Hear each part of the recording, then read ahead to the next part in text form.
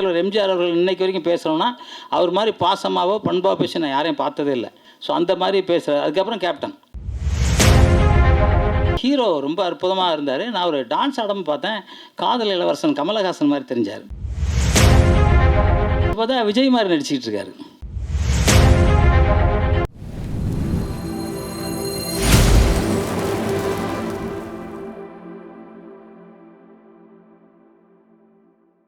வந்திருக்கும் அனைவருக்கும் வணக்கம். பத்திரிகை நண்பர்களுக்கும் தொலைக்காட்சி தொடர்களுக்கும் இடர்கட்ட இணையவர்களுக்கும் மேடையில் இருக்க அனைத்து பெரும் மக்களுக்கும் நன்றி கலந்த வணக்கம் தெரிவிச்சுக்கிறேன். ஜின் அது ட்ரெய்லர் பார்க்காம தெரிஞ்சு போச்சு. அதோட வெற்றி ரொம்ப பக்கத்தில் இருக்குது அப்படின்னு எனக்கு தெரிஞ்சு ஒரு 100 கோடி ரூபாய் வசூலாகும் அப்படின்னு நினைக்கிறேன். எங்கே ஆமாம், ஏன் நீங்கள் சொல்கிறீங்க? ஆமான்னு சொல்லுங்கள்.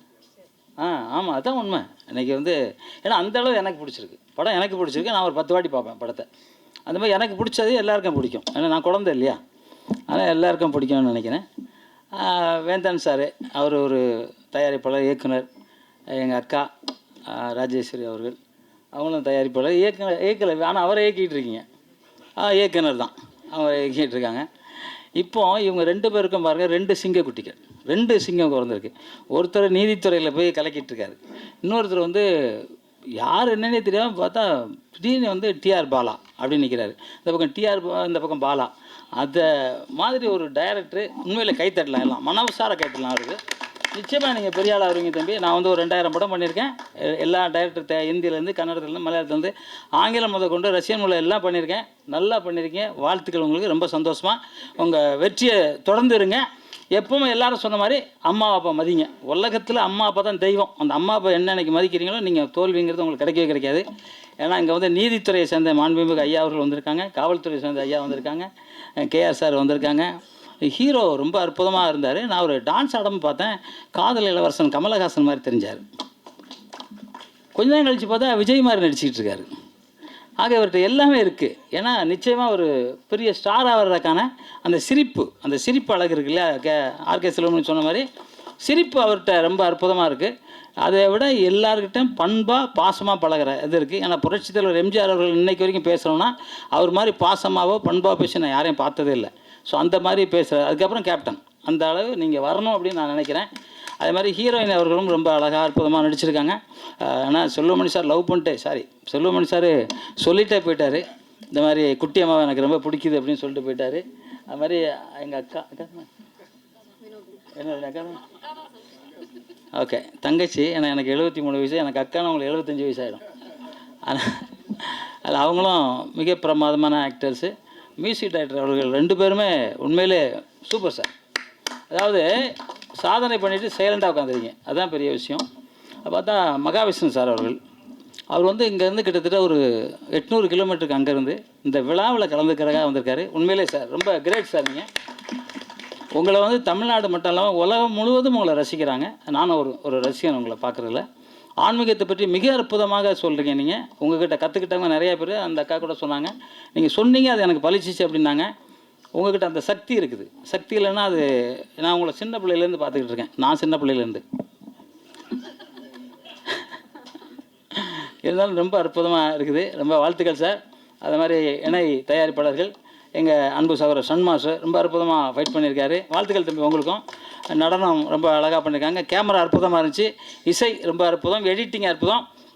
மொத்தத்தில் வெற்றி படம் எப்படி இருக்கணுமோ அந்த அளவு இருக்குது. அதுதான் வெற்றி படம். ஏன்னா நாங்கள்லாம் ஒரு 50 வருஷத்துக்கு முன்னாடி சினிமாவுக்கு வரும்போது காலையில் 4 மணிக்கு எழுந்திரிச்சிட்டு சாமியெல்லாம் கும்பிட்டுப்போம். இந்த படம் நல்லா இருக்கணும், நல்லா வரணும் அப்படின்னு சொல்லிட்டு. அந்த மாதிரி வரும்போது எல்லா படமே நான்லாம் பார்த்தீங்கன்னா எல்லாமே 175 நாள் 200 நாள் படம் தான் ஓடிச்சு. ஏன் இது இந்த இடத்துல சொல்கிறேன்னா, டைரக்டர் டிஆர் பாலா கூட அவர்கிட்ட ஒரு குரூப் இருக்காங்க.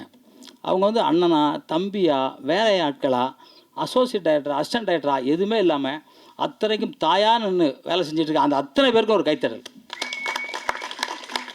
நான் பார்க்குறேன் வரும்போதே தண்ணி வேணுங்களா, காஃபி வேணுமான்னு கேட்குறாங்க. யார் அப்படின்னா எல்லாம் ஒரு யூனிஃபார்ம் போட்டிருக்காங்க. அப்புறம் தான் நான் விசாரிக்கும் போது தெரிஞ்சு அவங்களாம் நண்பர்கள்னே. தம்பி சாகும் வரைக்கும் இந்த நண்பரை கைவிடாதீங்க. எவ்வளோ பெரிய ஆளாலும் சரி இந்த நண்பரை கைவிடாதீங்க. இந்த யூனிட்டு எத்தனை தப்பு பண்ணாலும் சரி அந்த தப்பை பேசி தாயாக பேசி அனுசரித்து போங்க. உங்கள் வெற்றி யாருமே தடுக்க முடியாது, யாரும் தடுக்க முடியாது. ஏன்னா நான் என் வாழ்க்கையில் அனுபவித்தது. ஒருத்தர் கூட தொடர்ந்து இருந்தாங்கன்னா அந்த இயக்குனரோ அந்த தயாரிப்பாளரோ நிச்சயமாக வெற்றி படங்கள் தான் இருக்கும். அது மாதிரி ஆர்பி சௌத்ரி சார் பாருங்கள், எல்லாருமே சொல்லுங்கள், கேஆர் சார் தெரியாது எதுவுமே இல்லை. அந்த மாதிரி எல்லாமே ஒன்றா இணைஞ்சிருங்க. ஏன்னா குடும்பத்தில் உங்களுக்கு எந்த பிரச்சனை வந்தாலும் அது பேசிட்டிங்கனாக்கா நீங்கள் வெற்றி படம் அமைக்கும். அந்த வெற்றியை நீங்கள் தொடர்ந்து பண்ணணும். அது எல்லாத்த விட மேலேங்க உங்களுக்கு அப்பா அம்மா மேலே பாசம் இருக்குங்க. நான் எப்போவுமே சொல்கிறது தான், ஒரு அம்மா ஒரு குழந்தைய பிறக்கிறதுக்கு எத்தனை வாட்டி அம்மா அம்மானி வழியில் துடிப்பாங்களோ அந்த அம்மாவை அம்மானி கூப்பிட்றதுக்கு எவ்வளோ பேர் சங்கடப்படுறாங்க. அந்த கூப்பிடுதலை நீங்கள் அம்மானி கூப்பிட்றீங்க, அப்பானி கூப்பிட்றீங்க, அவங்க மேலே அன்பாக இருக்கீங்க, பாசமாக இருக்கீங்க, உங்களை யாருங்க தோக்கடிக்க முடியும்? நீங்கள் வெற்றி மட்டும்தான் உங்களுக்கு கிடைக்கும்.